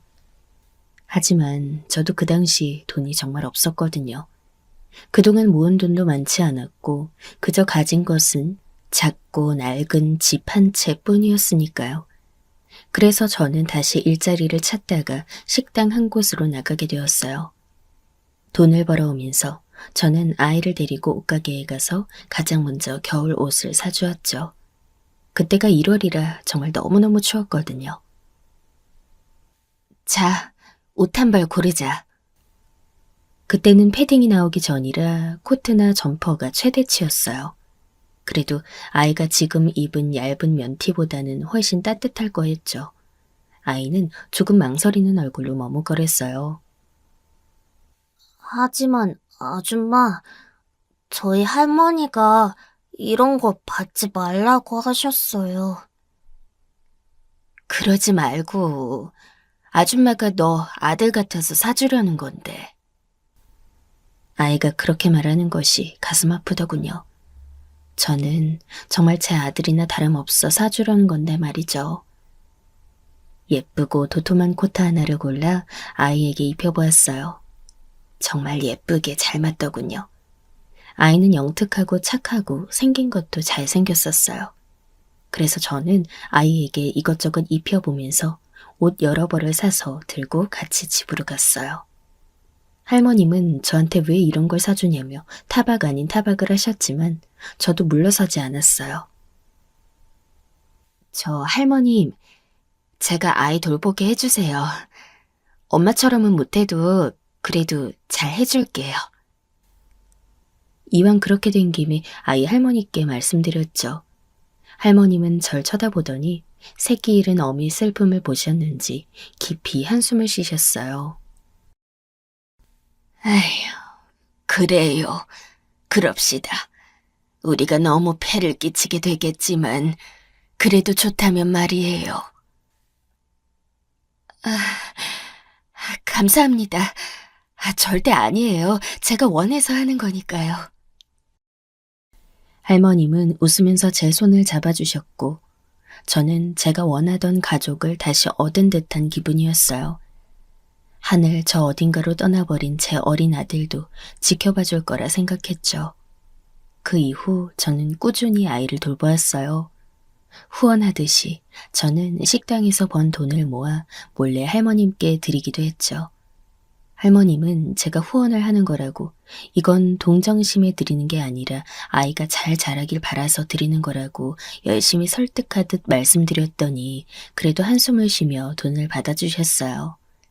그 외에도 저는 아이에게 이것저것 사주기도 하며 돌보았죠.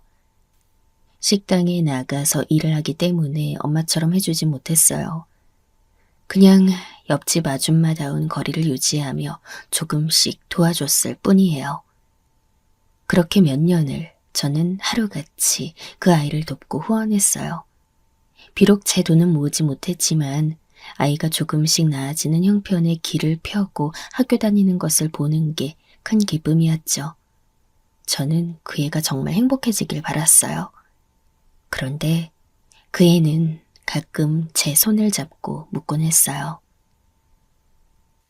아줌마는 저한테 왜 잘해주세요? 아이는 겨우 10살 조금 넘은 시기였지만 어려운 상황 때문인지 무척 조숙했어요. 그 나이 때 남자아이들은 열심히 먹고 뛰어노는 것만 알 나이였지만 그 애는 아주 성숙하게 할머님이나 절 챙기기도 했죠. 저는 그 애의 손을 마주잡고서 웃었어요. 네가 이해할까? 넌 이해할 수도 있겠다. 굳이 아이를 속이는 것보다는 제 마음을 솔직하게 말해주는 게 좋겠다는 생각도 들었죠. 저는 아이의 눈을 보면서 그 애가 제 마음을 오해하지 않기만을 바라며 말했어요. 아줌마는 너만한 아들이 있었어.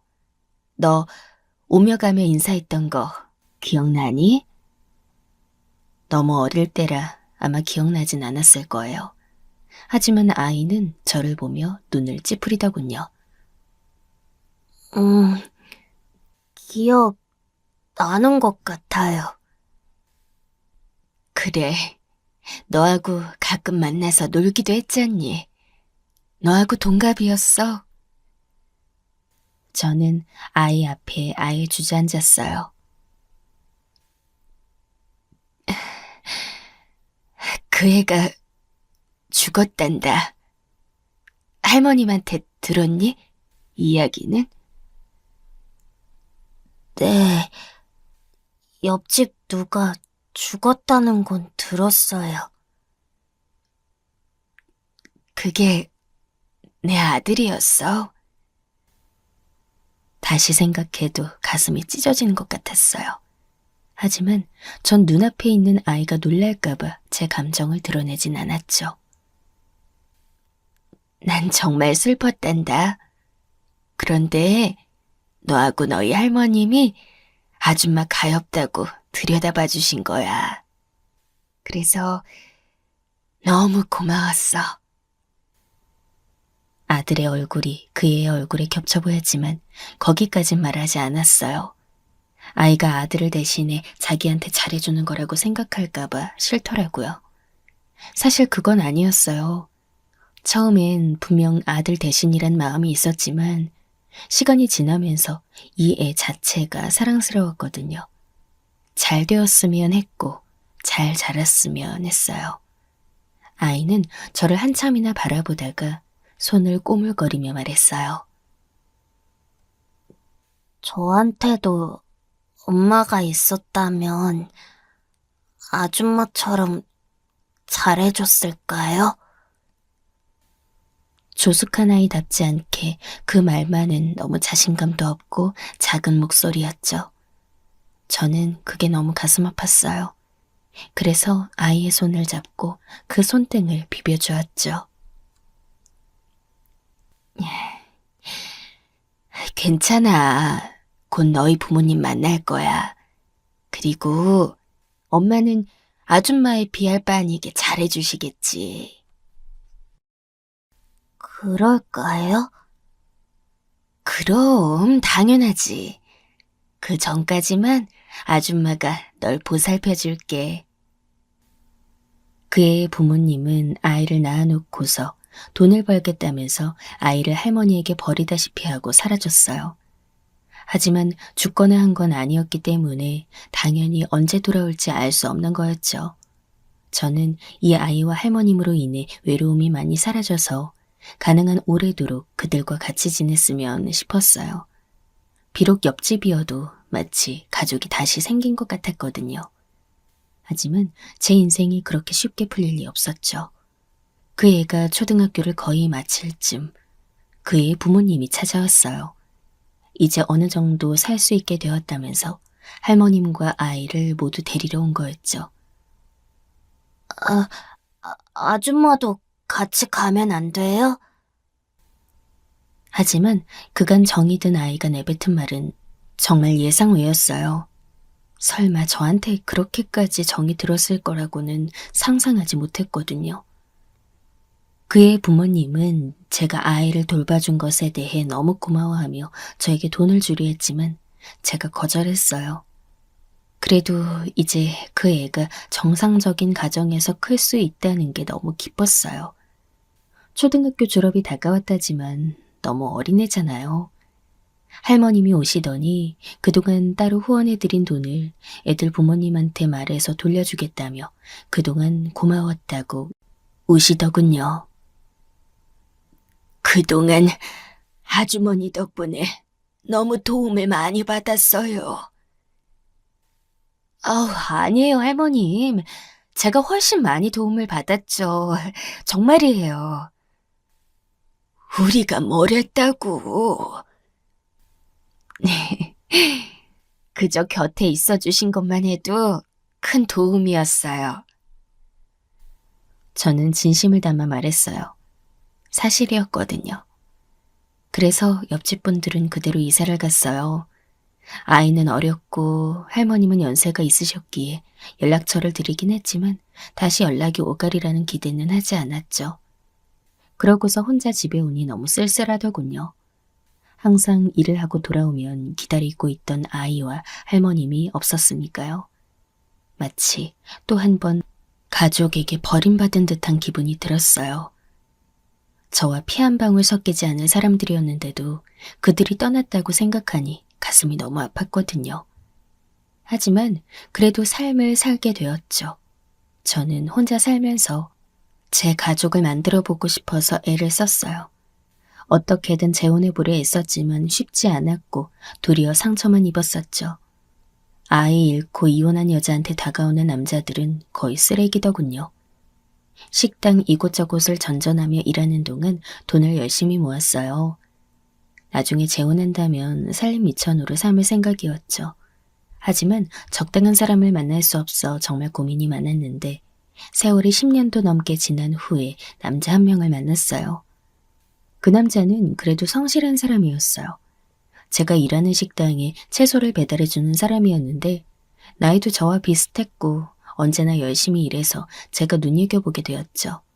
그래서 결국 눈이 맞고 결혼도 생각하면서 동거를 하게 되었어요. 나중에 이 남자도 만만치 않은 쓰레기라는 사실을 알게 되었죠. 그 남자는 저한테 잘하는 척하면서 뒤로는 제 돈을 빼돌릴 꼬시를 만들었어요. 하루는 저하고 마주 앉아 그러더군요. 우리 결혼 계획 세워야 하지 않을까? 결혼이요? 가정 이루고 싶지 않아? 나야 좋죠.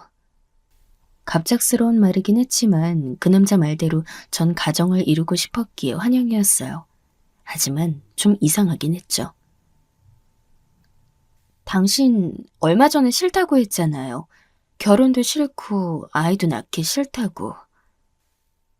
그러긴 했는데 마음이 바뀌었어. 얼마 전에 친구가 아이 낳은 걸 보니까 부럽더라고. 아, 그래요? 뭔가 좀 미심쩍긴 했어요. 그때 우리는 이미 나이를 많이 먹어 있었고 사람 마음이 그렇게 쉽게 바뀌지 않다는 걸 알았거든요. 우리 그래서 말인데 돈 합쳐서 집 구하자. 당신 돈 얼마나 있어? 나요? 5천 정도 있어요. 전부 은행에 넣어놓았고요.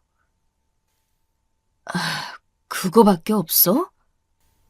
저런. 남자는 어딘가 실망스럽다는 투로 말했어요. 저는 제가 너무 돈을 못 모았나 싶어서 약간 위축이 됐죠. 좀 이상하긴 했어도 남자가 결혼하자고 하면 거절할 생각은 없었거든요. 도리어 제가 거절당할까봐 무서운 것도 좀 있었죠. 그럼 일단 그거 가져와. 아니, 내가 은행에서 가져와서 돈 합쳐서 집을 좀 알아볼게. 예산이 있어야 일단 부동산에서도 집을 보여줄 테니까. 돈을 합쳐서요? 하지만 먼저 결혼 준비부터 해야 하지 않을까요? 이 나이에 결혼식 하고 싶어? 그러지 말고 그냥 혼인신고나 하고 살자. 그러고서 애 태어나면 그냥 법적인 가족으로 살 수 있잖아. 굳이 결혼식이 뭐가 필요해? 하긴 그렇죠. 남자의 말도 일리가 있었어요. 그래서 저는 일단 제 도장과 통장을 주었고 남자는 은행에 가서 돈을 전부 빼와서 자기 통장에 합쳤다고 알려주었어요. 어차피 결혼할 사람이니 크게 문제 있겠나 싶어 저는 남자가 혼인신고를 하자는 말에 가슴이 뛰었죠. 원래 결혼에 회의적이었던 사람이지만 그래도 마음을 바꿔먹었다니 천만다행이었어요. 그러고서 남자는 집을 보러 다닌다면서 거의 한 달간 혼자 밖으로 나돌았죠. 다녀와서는 저한테 이런저런 집 얘기도 해주어서 저는 아무런 의심도 하지 않았어요. 혼인신고만 하면 완전한 가정을 이루는 거니 작아도 저희 집에 들어가서 살 기대에 가득 차 있었어요. 하지만 불과 한 달하고 보름 뒤에 남자는 동거하던 집에서 사라져버렸죠. 저는 그날 밤에 남자가 들어오지 않는다고 해서 오늘은 술을 많이 마시나 보다 생각했어요. 가끔 그런 일이 있었거든요. 그런데 아침이 되어도 들어오지 않았고 연락도 되지 않았어요. 저는 이상한 생각이 들어서 남자의 직장에 연락해 보았는데 청천벽력 같은 소리를 들었죠. 며칠 전에 그만뒀단 얘기였어요. 채소 배달을 하곤 했는데 고용되어 있던 채소 가게에서 일을 그만뒀다는 것이었죠. 그때 이미 중년도 넘은 나이였기에 거기서 모든 돈을 잃게 되면 저는 다시 재기할 도리가 없는 노릇이었죠. 하지만 남자는 정말 돈을 전부 가지고 떠나버린 상태였고 제가 뭘 어찌할 수가 없었어요. 경찰에도 달려가 호소해 보았지만 그런 식으로 돈을 가로채서 사라진 사기꾼을 잡을 수 있는 방법은 거의 없다더군요. 저는 거의 정신 나간 채로 몇 달을 살았어요. 정신이 너무 없어서 어떻게 시간이 흘렀는지도 잘 모르겠어요. 하지만 제가 사기당했다고 해서 세상이 멈추진 않잖아요. 살아가는 데는 돈이 들고 그 사이 저희 집에는 고지서가 쌓이기 시작했죠. 저는 다시 세상으로 나가 돈을 벌어야 했어요. 그동안 사정을 말하고 정신없이 휴가를 내놓았던 식당에 다시 나가서 일을 하기 시작했죠. 사람한테 배신당하고 상처 입은 몸을 끌고서 일을 하기란 정말 쉬운 일이 아니었어요. 게다가 돈은 정말 처음부터 다시 모아야 하는 상황이잖아요. 아무런 돈 없이 하루 벌어 하루 먹고 사는 일상이 얼마나 불안한지 아마 아시는 분만 아실 거예요. 저는 너무 불안해서 술이 늘어났고 거의 매일 저녁 술을 마셨어요.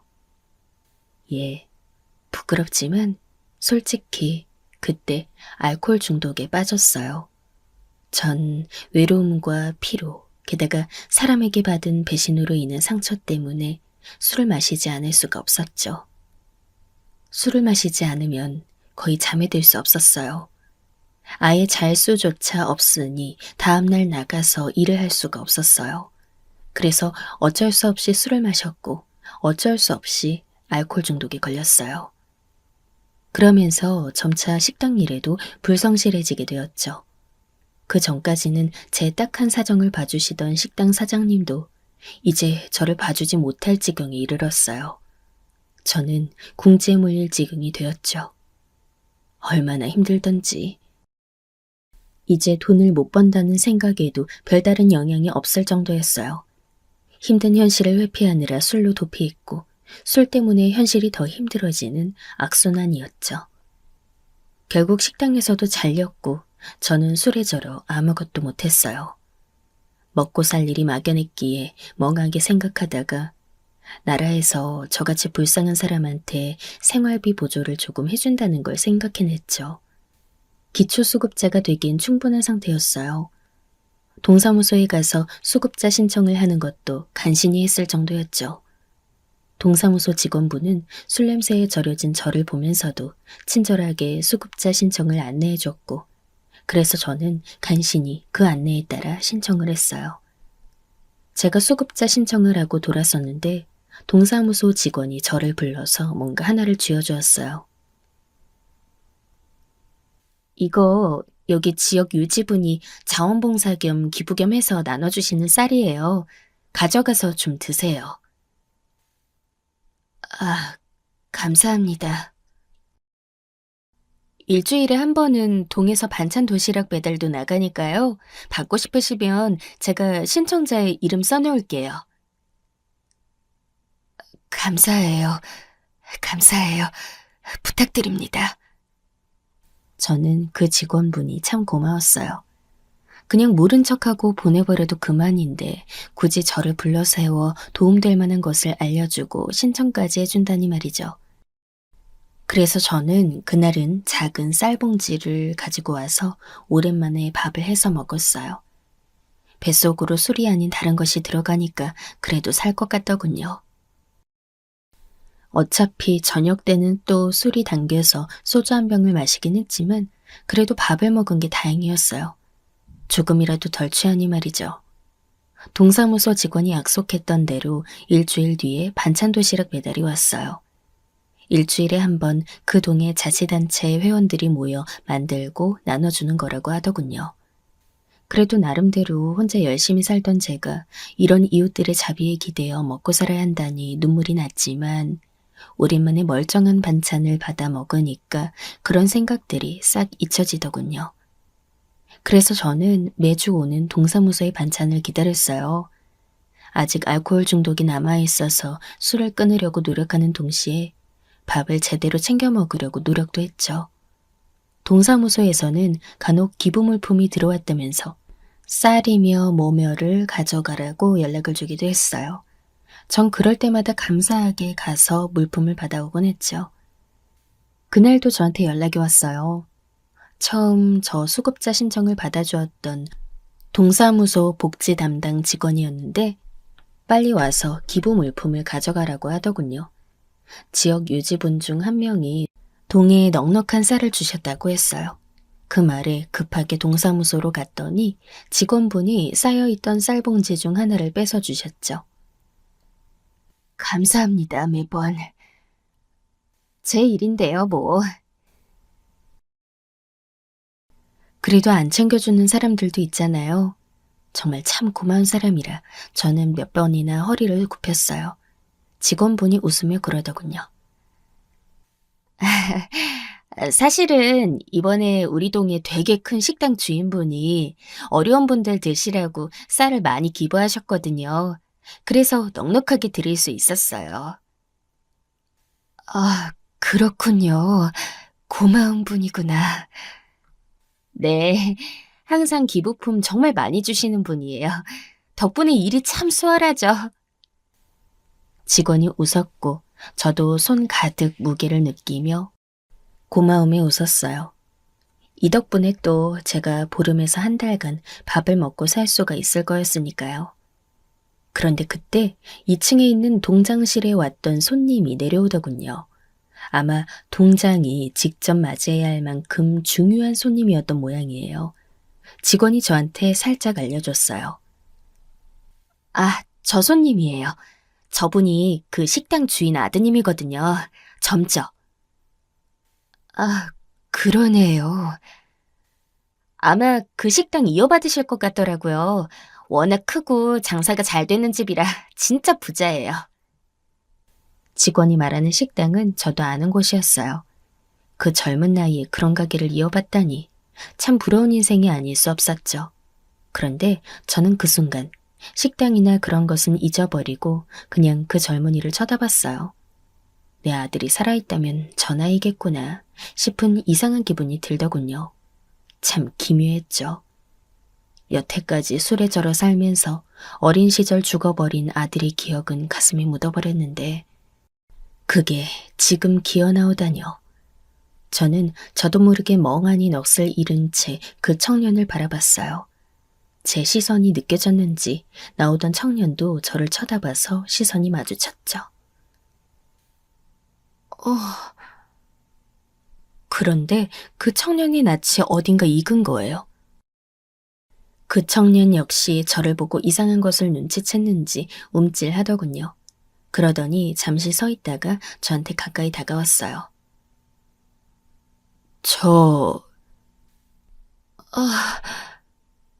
저는 그 순간 그 청년이 누구인지를 눈치챘어요. 청년 역시 알아챈 모양이더군요. 세상에, 아주머니? 청년은 조심스럽게 불렀어요.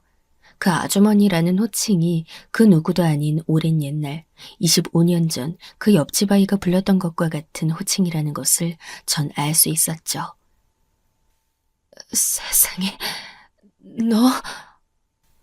전 비틀거리면서 그 청년을 붙잡았어요. 그 바람에 쌀이 떨어지고 저는 균형을 잃었지만 청년은 저를 잡아주었죠. 아주머니, 저 그렇게 오랫동안 찾아다녔는데, 아니, 여기에... 저도 그 애도 한참이나 제대로 할 말을 찾지 못한 채 서로를 붙들고 있었어요. 동사무소 직원들이 조심스럽게 다가와 무슨 일이냐고 물어볼 때까지 말이죠. 다른 이들이 지켜보는 가운데 청년은 잠자코 사정이 있다면서 저를 데리고 자기 식당으로 갔어요. 거기서 옆집에 그 부모님을 뵐 수 있었죠. 그 부모님은 식당이 잘 되어서 돈을 벌어 아이를 데리고 와서 여지껏 살았다고 했어요. 그러면서 절 붙들고 한참이나 고맙다고 연신 인사하셨죠. 그동안 아주머니께 감사 인사 드리려고 한참이나 찾아 헤맸는데 저희 안정되고 나서 계속 찾았는데 이미 떠나셨더라고요. 아유, 정말 이렇게 뵙게 될 줄이야. 그 애는 제 남루한 행색을 보고선 눈물을 지었어요. 저는 이런 꼴로 그의 앞에 나서게 된 것이 미안하여 그냥 계속 미안하다는 말만 했어요. 그 애는 저를 붙들어 앉혀놓고 식사 대접을 했고 우리는 회포를 풀었어요. 그 애의 부모님 역시 기쁘게 자리를 같이 해주셨죠. 정말 다시 뵙고 싶었어요. 저 어린 시절 어머니와 같은 분이었잖아요. 그 애는 저한테 그렇게 눈물 어린 말을 해주었어요. 저는 그 말만으로도 감동이라 그 애를 얼싸안았죠. 오랜 옛날 제가 후원을 하고 돌봐주던 아이가 이렇게나 커서 만나게 되다니 그 순간만은 모든 근심 걱정을 잊은 듯 했어요. 그리고 그 애와 그 부모님은 저한테 식당으로 일하러 오라고 하셨죠. 전 부끄러웠지만 그래도 이것이 제가 다시 재기할 수 있는 기회라 생각하고 일을 시작했어요. 그 애는 저한테 분이 넘칠 만큼 많은 월급을 주었고 그 덕분에 다시 사람 고시를 하면서 다시 살고 있죠. 사람이란 행했던 것을 돌려받는 일이 많아요. 여러분도 예전에 쌓은 덕을 다시 받으시기를 간절히 바라면서 여기에서 마치겠습니다.